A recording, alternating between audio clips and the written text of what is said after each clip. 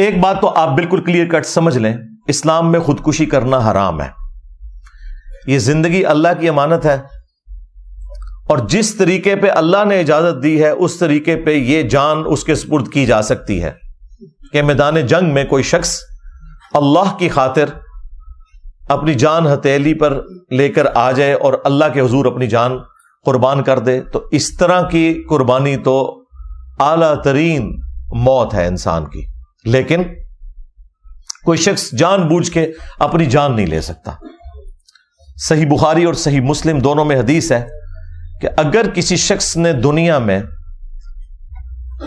زہر پی کر خودکشی کی یا اپنے آپ کو بلندی سے گرا کر خودکشی کی کسی پہاڑ سے،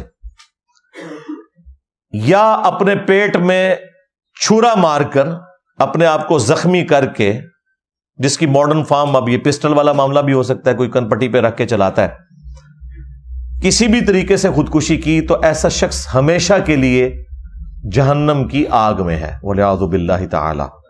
اللہم لا تجعلنا منہم.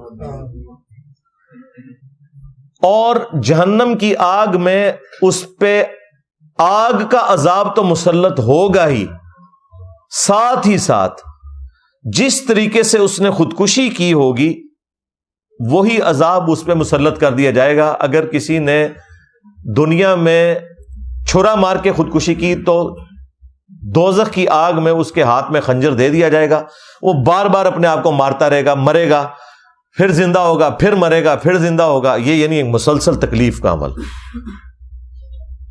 یہ اس پر مسلط ہوگا اور ہمیشہ کے لیے. اب یہ بڑی خطرناک بات ہے کہ ایک کلمہ گو مسلمان خودکشی کر لے تو ایک عمل کی وجہ سے ہمیشہ کی جہنم میں.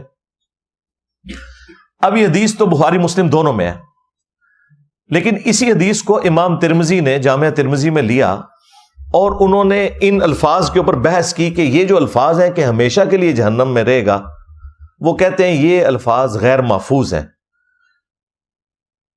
اور کسی حد تک لاجیکلی ان کی بات درست تھی کہ بہرحال مسلمان تو ایک نہ ایک دن اپنے گناہوں کا عذاب بھگت کے جنت میں چلا ہی جائے گا.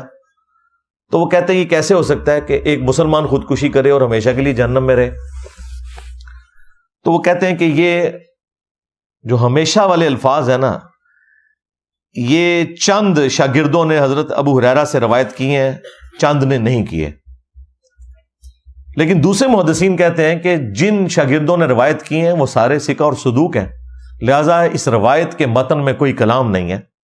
البتہ اس کی تعویل ممکن ہے کہ یہ جو بخاری مسلم کی حدیث میں ہے ہمیشہ کی جہنم، تو اس سے مراد یا تو وہ شخص ہے جس نے خودکشی کو حلال سمجھ کر کیا، تو اللہ کی حرام کردہ چیز کو اپنے عقیدے میں حلال سمجھنا یہ خود کفر ہے، اور اس کفر کی حالت میں چونکہ وہ مرا اس وجہ سے وہ ہمیشہ کے لیے جہنم میں ہے. نہ کہ وہ کہ جو اسے حرام سمجھتے ہوئے کرے، اور یقیناً مسلمان جب بھی کرتا ہے وہ حرام سمجھتے ہوئے کرتا ہے، اسے پتہ ہے کہ یہ غلط ہے، لیکن وہ کہتا ہے میں اپنے حالات سے تنگ تھا، اور لیکن پھر بھی کوئی کم عذاب نہیں ہے، عذاب تو اس نے بھگتنا ہے. اور دوسری تعویل علماء نے یہ کی، محدثین نے، کہ یہ جو ہمیشہ کی جہنم ہے اس سے مراد ہے a long period of time. گویا کہ ہمیشہ کی جہنم یعنی وہ اتنی زیادہ دیر جہنم میں رہے گا گویا کہ ہمیشہ کے لیے جہنم میں. والعیاذ باللہ تعالی. یہ بھی کوئی معمولی بات نہیں. یہاں تو لوگ کہتے ہیں خیر ہے جی ایک پھیرا ہی لگے گا. اور اللہ تعالیٰ سورۃ الفرقان میں فرماتا ہے کہ جہنم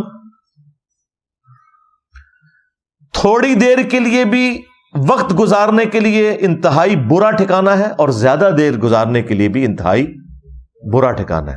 یہ کہہ دینا آسان ہے، لیکن اللہ تعالیٰ کا جو فتویٰ ہے وہ بتا رہا ہے، بخاری مسلم میں حدیث ہے کہ جو جہنم کی آگ ہے وہ دنیا کی آگ سے 70 گنا زیادہ تیز ہے. دنیا کی آگ کوئی برداشت نہیں کر سکتا، اس کو 70 ٹائم بڑھا لیں، اور پھر دنیا کی آگ تو روشنی والی ہے، اور جو جہنم کی آگ ہے اس میں بالکل اندھیرا ہے. اللہم اجرنا من النار.